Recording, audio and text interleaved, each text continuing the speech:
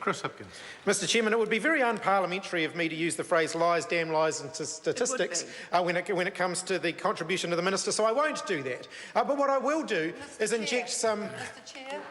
Point of order. Mr Chair, I do take offence at that because, in fact, the numbers I was reading out are published in the budget estimates of New Zealand. They are not damn lies or statistics. If the member was making a point about unparliamentary language, that's one thing. The member really raises a matter, though, that just underlines that it is a matter for debate. Mr Speaker, but I will be very, Mr Chairman, sorry, I will be very happy to inject some further statistics into this debate so that we can talk a little bit about them. And they also come from the government's budget, which I think is very useful, because we've seen huge cuts on a per-child, per-student basis in funding for education since this government took office. In early childhood education, let's just look at early childhood education and we'll just look at 1 year. Let's just look at 1 year in early childhood education from the year 2015-2016 to the year 2016-2017. So that's the current year's budget. The funding has fallen from $8,623 on a per-child basis to $8,555. Now that's just actual funding. That's actual funding. If you adjust it for inflation, it's even worse. And if you go back over the time of the last National Government, you'll find in early childhood education that funding has gone back significantly, because the current National Government seem to have forgotten that the reason that we're spending more money on education is because there are more kids in the system. And that's actually a good thing. It's great that there are more kids participating in early childhood education, but the funding isn't keeping up with that significant increase in growth. In primary school education, let's look at that. Since 2008, the cost to parents has gone up 40%.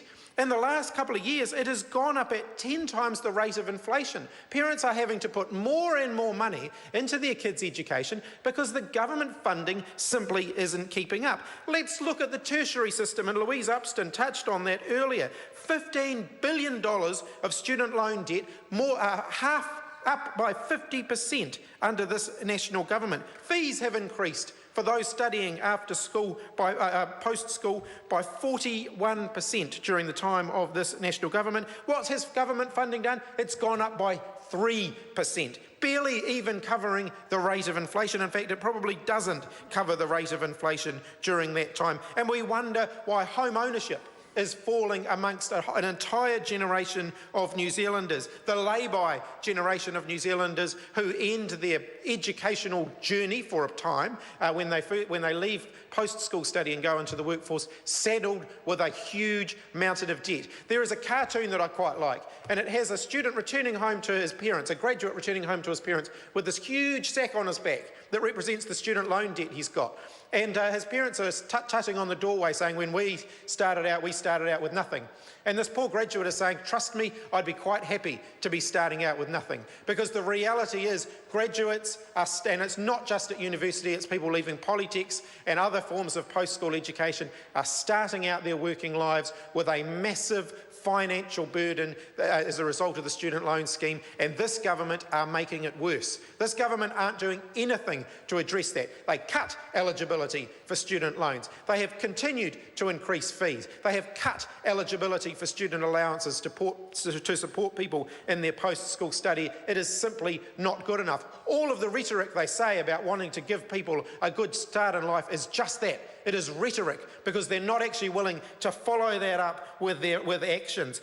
Louise Upston says they're unwilling to leave young people behind. 64,000 of them are being left behind right now, under the age of 25, sitting at home doing nothing. They are being left behind, and the Minister of Finance, Bill English, simply calls them pretty damned hopeless, rather than actually doing anything about that. And then Louise Upston had the audacity to say they don't want to leave older New Zealanders behind when it comes to education either.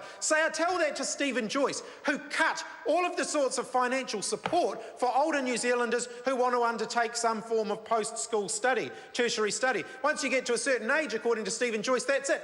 You're cut off. You don't get any form of financial support for post-school study because of Stephen Joyce. I don't think that's the sort of future that we should be aiming for in New Zealand. I think we should recognise that older New Zealanders who want to continue to retrain so that they can get better jobs should be able to do so, and they should be financially supported to do so, and they shouldn't be written off as is happening under this current national government. Let's continue on through the education system. There are so many examples of funding cuts. Night class funding has been cut. Funding for special education, while there have been some increases in funding, and I do want to acknowledge that, and I want to welcome the increase in funding for OARS, but it is still not enough because it's still not keeping up with the number of kids who are arriving at school with special needs.